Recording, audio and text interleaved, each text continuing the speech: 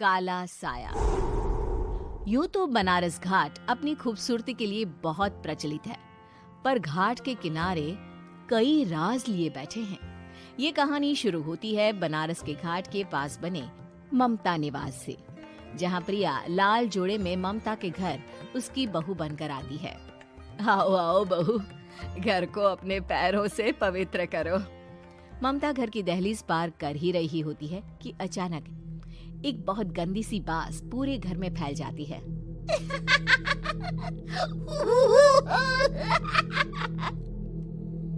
ये बदबू और ये आवाजें, ये कौन हंस रहा है माँ? अब ये पड़ोसी ना हमारे थोड़े अलग से है। कहाँ हम शाकाहारी और ये मांस मच्छी खाने वाले। छोड़, तू ध्यान मत दे और गृह प्रवेश कर। और हाँ बहू, अपनी सास की एक बात हमेशा याद रखना, इन पड़ोसियों से तो कभी बात नहीं करेगी। अच्छे लोग नहीं है ये। अपनी सास की ये बात मानेगी ना बेटा? हाँ माँ, जो आपकी मर्जी, मैं उनसे बात नहीं करूंगी। अगले दिन प्रिया अपनी पहली रसोई बनाने रसोई घर में जाती है। ये छोकी बात तो नाक में जा रही है। एक काम करती हूँ, खिड़की खोल देती हूँ। प्रिया खिड़की खोलने जाती है। इतने जाले, लगता है इस खिड़की को कभी खोला ही नहीं गया। पर ऐसा क्यों? ओह, नॉन वेज की स्मेल आती होगी ना। 2 मिनट के लिए खोल लेती हूँ, फिर बंद कर दूंगी। प्रिया खिड़की खोलती है। खिड़की खोलते ही उसकी नजर सामने वाले घर की खिड़की पर पड़ती है, जहाँ एक लड़की खड़ी होती है। हाथों में मेहंदी, लाल रंग की साड़ी, बिल्कुल सजी धजी, मानो प्रिया की तरह ही वो भी नई नवेली बहू हो। वो प्रिया को देखकर मुस्कुराती है। हे भगवान, माँ ने तो इनसे बात करने को मना किया था। प्रिया फौरन ही खिड़की बंद कर देती है और तवे पर चढ़े रोटी की ओर देखने लगती है, पर वहाँ रोटी न होकर मछली पड़ी होती है। ये क्या? पहली ही रसोई में इतनी बड़ी गलती। हे भगवान, अब मैं क्या करूं? प्रिया बहुत डर जाती है और फौरन रसोई की सफाई करने और फिर सभी के लिए खाना बनाने लग जाती है।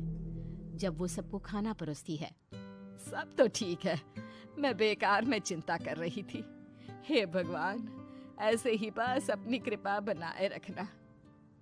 रात के वक्त जब सब सो रहे होते हैं, तब प्रिया को पायल की आवाज सुनाई देती है, जिससे उसकी आंख खुल जाती है। ये पायल की आवाज कहाँ से आ रही है? प्रिया उठकर उस आवाज के पीछे छत की सीढ़ियों तक जाती है। तभी उसे बच्चे के रोने की आवाज आती है। प्रिया छत पर जाती है तो क्या देखती है? वही लाल साड़ी वाली लड़की अपनी गोद में एक नवजात बच्चे को घुमा घुमा कर सुला रही है। तभी प्रिया की नजर उसके पेट पर पड़ती है। ओह गॉड, ये तो प्रेग्नेंट भी है। सुनिए, बच्चा सो नहीं रहा है क्या? मैं कुछ मदद करूं? नहीं नहीं, आपके घर वालों को अच्छा नहीं लगेगा, मैं संभाल लूंगी। स्नेहा की गोद से बच्चा हाथ मारकर प्रिया की गोद में आने को छटपटाने लगता है। दोनों घर अगल बगल में बने होने के कारण प्रिया उस बच्चे को गोद में ले लेती है। प्रिया के पास आते ही वो सो जाता है। बच्चे का वो स्पर्श रात भर प्रिया भूल नहीं पाती और अगली सुबह वो छत पर कपड़े सुखा रही होती है। तभी उसे एक औरत इशारा करके बुलाती है। स्नेहा कह रही थी बाबू तुम्हारी गोद में आते ही सो गया। मैं गौरी, स्नेहा की माँ हूँ। बहू, घर आना, बाबू को खिला भी लेना। शाम को जब घर पर कोई नहीं रहता, बच्चे से मिलने के लिए प्रिया छिपकर अपनी पड़ोसन के घर चली जाती है और कुछ देर बच्चे को खिलाकर वापस लौट आती है। इसके कुछ दिन बाद ही प्रिया को पता चलता है कि वो माँ बनने वाली है। ममता की खुशी का ठिकाना नहीं रहता।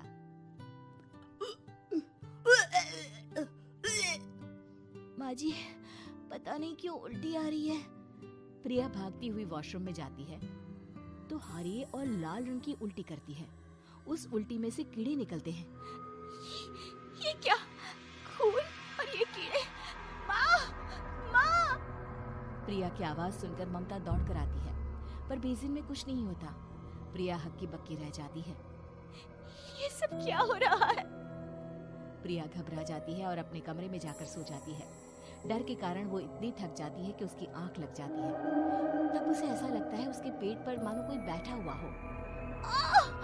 कौन हो? प्रिया के पेट पर एक 5 महीने की बच्ची बैठी हुई थी, जो बुरी तरह जली हुई थी। माँ, तुम ही मुझे लाई ना अपने पेट में। मैं तुम्हारी माँ नहीं हूँ। कौन हो तुम? माँ, देखो मैं जल गई बुरी तरह से। 6 महीने पेट में रहने को भी मुझे नहीं मिला। सहला दो ना माँ। बचाओ, बचाओ, माँ! ममता दौड़कर कमरे में आती है। प्रिया की बातें सुनकर वो सब समझ जाती है। तू कहीं बगल वाले घर में तो नहीं जाकर आई ना बहू? मुझे माफ कर दो, मैं गई थी माँ। उस घर में सब मरे हुए हैं बहू। कई साल पहले स्नेहा उस घर में बहू बनकर आई थी। कुछ ही दिन में वो एक बच्चे को जन्म देने वाली थी। पूरा घर बच्चे के आने की खुशी में खोया था कि एक दिन अचानक उस घर में आग लग गई। सब बुरी तरह जलकर मर गए। गौरी आज भी दादी बनने का इंतजार कर रही है और इसीलिए स्नेहा ने अपना अजन्मा बच्चा तुम्हारी कोख में डाल दिया। ममता ये कह रही होती है कि पीछे से उसके पैरों को एक बच्चा पकड़ लेता है। दादी, दादी। माँ, स्नेहा की गोद में यही बच्चा था। ये बच्चा कौन है फिर? तेरी मौत है। तेरी भी दादी। जिस चीज का ममता को डर था वही हो गया। ममता निवास के ऊपर मौत ने चादर बिछा दी थी। प्रिया का पेट ऐसे बढ़ जाता है मानो 9 महीने का हो। 2 हाथ उसके पेट से बाहर निकलते हैं। बहू, संतोष को फोन कर, किसी पंडित जी को बुला बहू। प्रिया का पति भागता हुआ घर आता है। ये तो होना ही था माँ। तेरा पाप तेरे सामने आ गया तो तू सह नहीं पा रही है। स्नेहा घर में आग लगी नहीं थी, माँ ने लगाई थी, प्रॉपर्टी की लालच में। और वो बच्चा मेरी पहली पत्नी का बच्चा है, मेरा बेटा, जो कि उस आग की चपेट का शिकार हो गया था। मैंने तुमसे ये सब माँ के कहने पर छुपाया था। मुझे माफ कर दो प्रिया। तुम अगर चाहो तो यहाँ से जा सकती हो। मैं तुम्हें किसी भी बंधन में रखना नहीं चाहता। मेरी शादी हुई है आपसे, मैं आपको छोड़ नहीं सकती, पर उससे पहले हमें स्नेहा, उसकी माँ और बच्चे की आत्मा की शांति करवानी होगी। संतोष और ममता गौरी के घर जाते हैं। अंदर सब कुछ जला हुआ होता है। जमीन पर जली हुई लाशें बिखरी हुई थी। ममता रो रो कर अपने करने की माफी गौरी से मांगती है।